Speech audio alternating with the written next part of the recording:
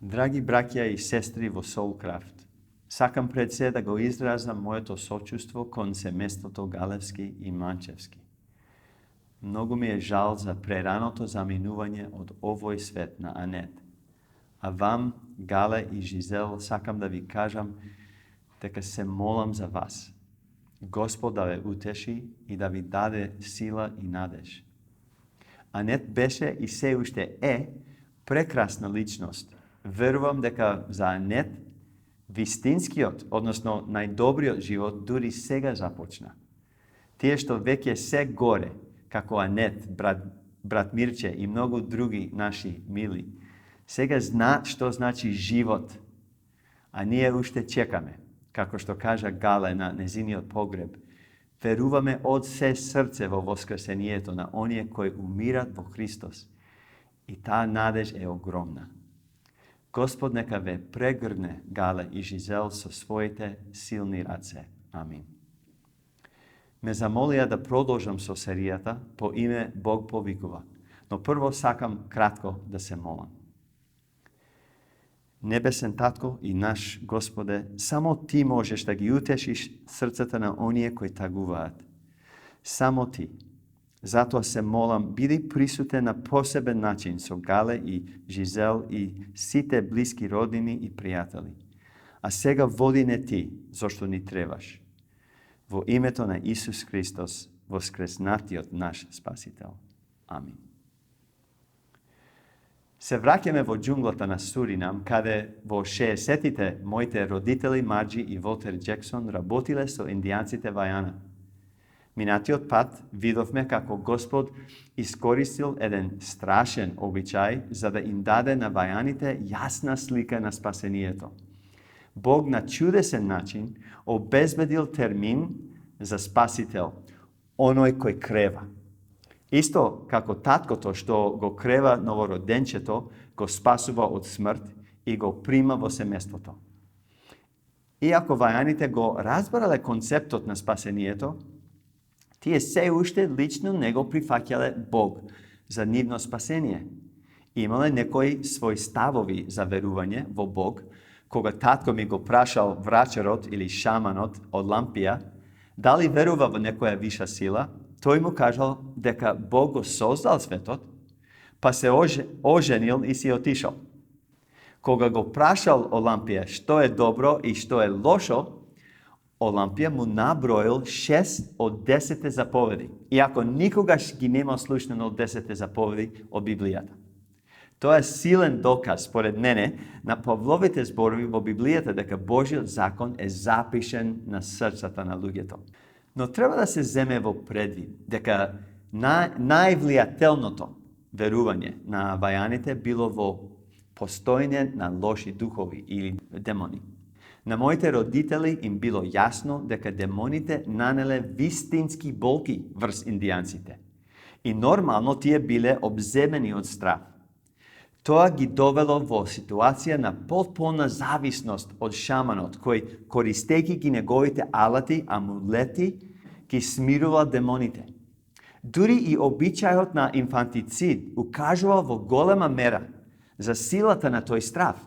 Ако жената имала било каков проблем во бременоста, се сметало дека демоните не се задоволни од бебето и тоа бебе по пораѓајот било оставено да умре, за да нема последици или дополнителни маки во семејството или племето. Тие биле преплавени со страв, а тој страв ги водел нивните постапки.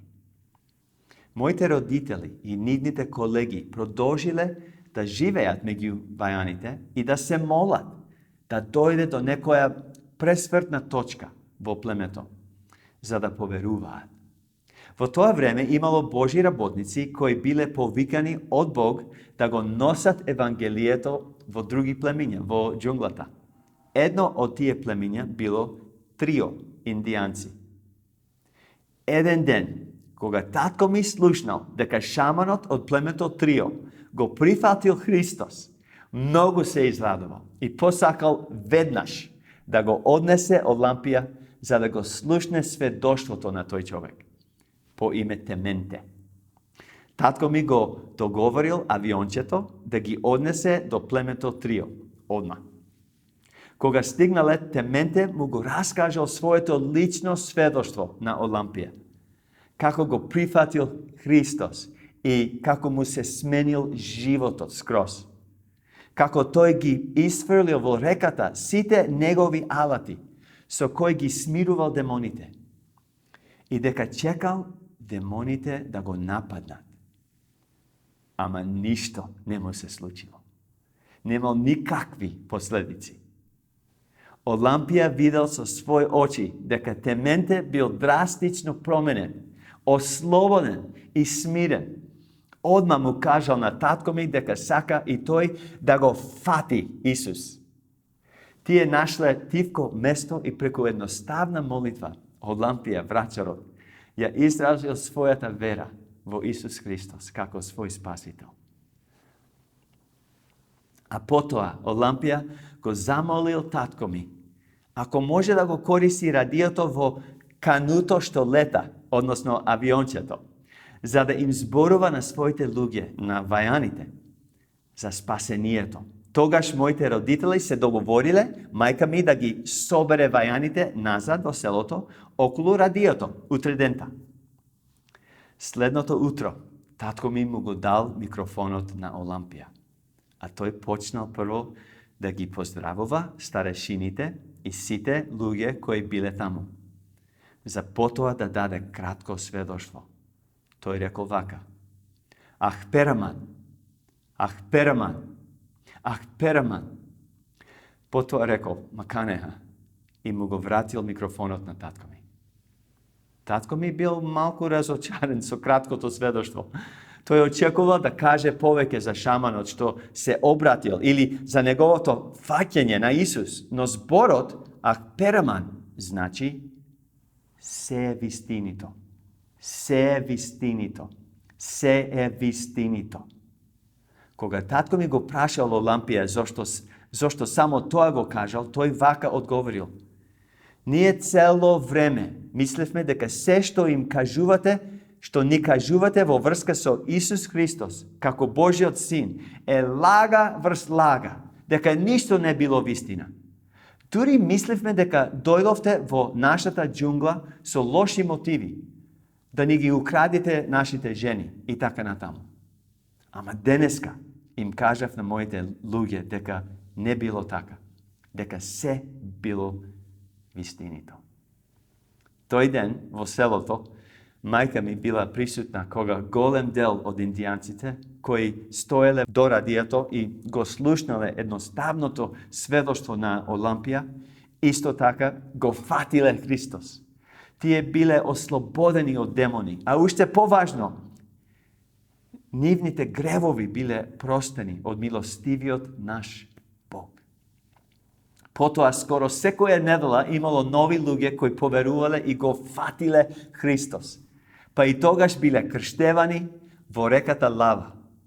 Потоа заедно изградиле голема колиба, што представувала црковен објект и почнале редовно да се соберат. Многу сакале да пеат, да напишеле своите песни.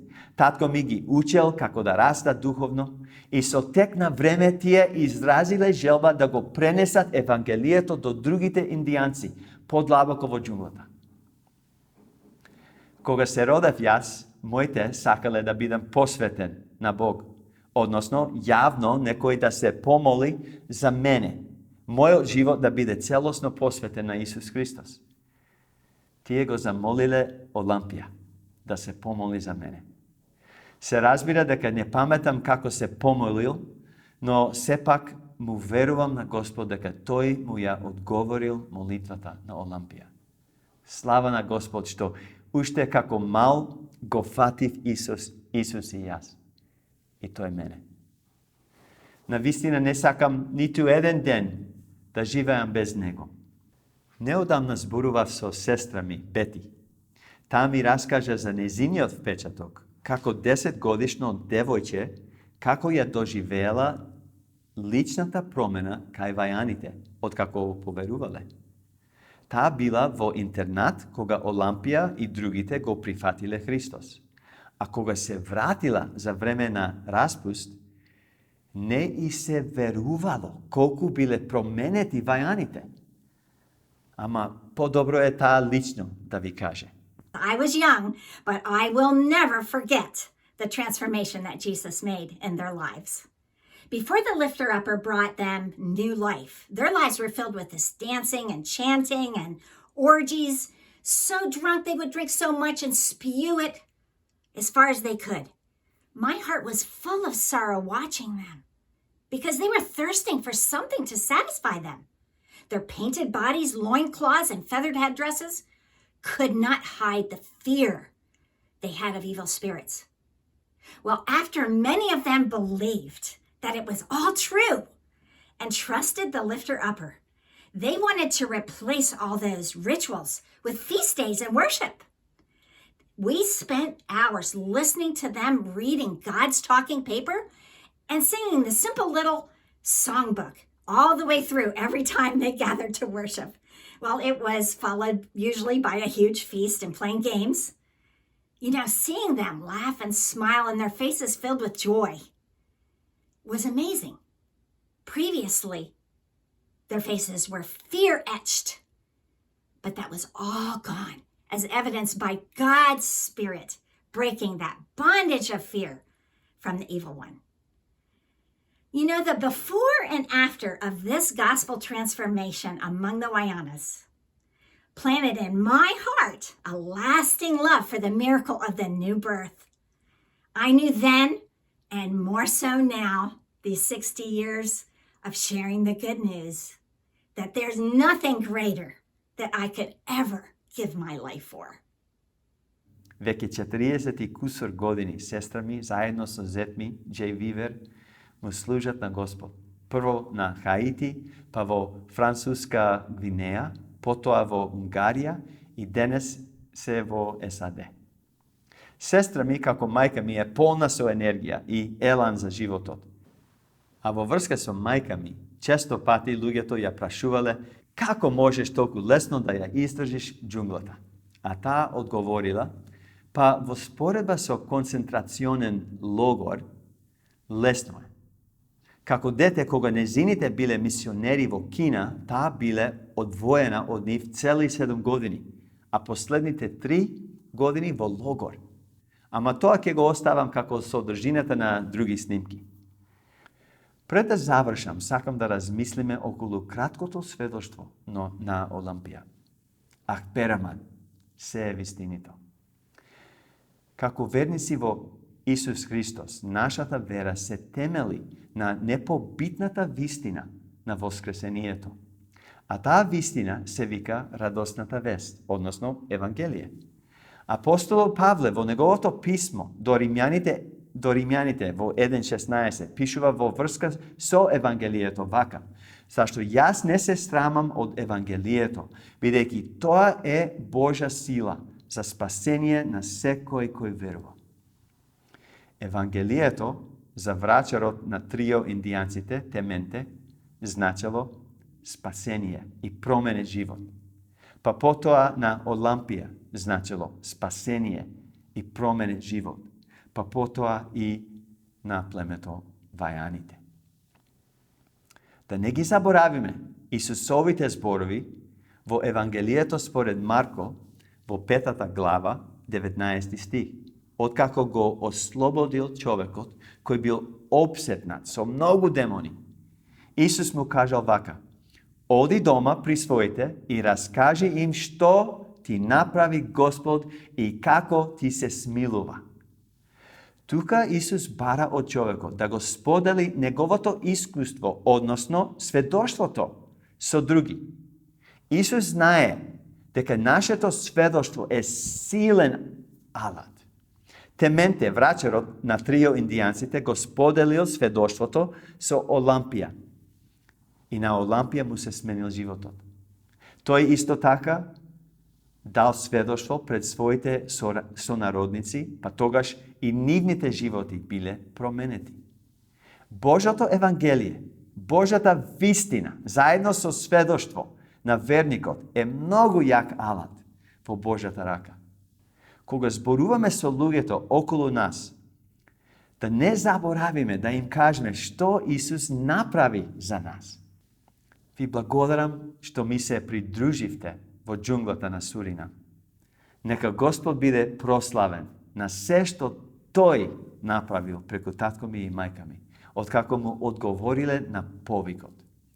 Нека Бог те благослови додека одговараш на Неговиот повик кон тебе. Амин.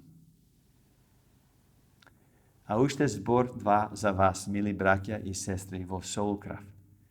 Серијава се вика Бог повикува. А оваа недела бевме сведоци на последното повикување од Господ, кога ја повика Анет дома кај него. Целиот живот на Анет беше заснован на оваа иста вистина што ги ослободила и вајаните. Таа веруваше со искрена вера во Исус, кого го љубеше, а верата и љубовта се гледа во незините дела и се чувствува во незината музика. Незиниот живот е силно сведоштво дека Бог ги менува животите на оние кои веруваат во Него. Сега таа ужива, бидејќи верата и се претвори во реалност. И суштината на таа вера и љубов е Исус Христос, кого сега го гледа со своји очи. А музиката во незината душа станала уште по-милозвучна. Незиниот повик се исполни, а нашиот повик продолжува. Нека вистината што ослободува се приметува во нашите животи и сведоштва се до крајот. Додека ние не го исполниме и завршиме нашиот повик за слава на Господ. Амин.